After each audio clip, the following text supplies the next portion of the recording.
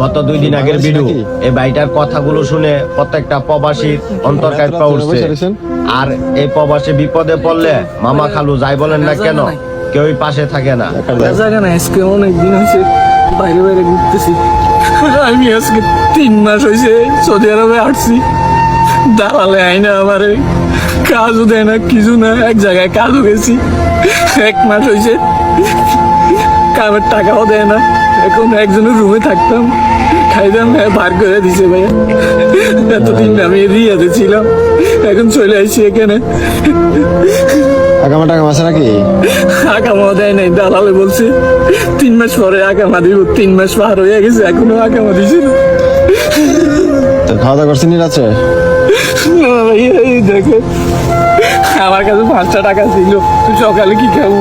দেখেন কবুজ ভাইয়া, একটা কবুজ খাইছি আর এই কটা কবুজ রাখছি, সব তো হয়ে গেছে ভাইয়া। তো আপনার আর সবশেষে একটা কথা বলা যায়, আমার কাছে একটা লোক আছে ময়মনসিংহের, ওনার দ্বারা হাজারো লোক কফেল হয়েছে, এমনকি হাজারো লোক কাজ পাইছে। এই লোকটারে যদি কেউ কাজ দিয়া থাকেন তো দিছেন, আর যদি না দিয়া থাকেন আমার সাথে ইনবক্সে একটু যোগাযোগ করবেন।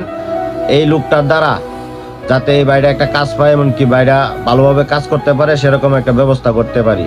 সকলে ভালো থাকবেন, সুস্থ থাকবেন। আসসালামু আলাইকুম।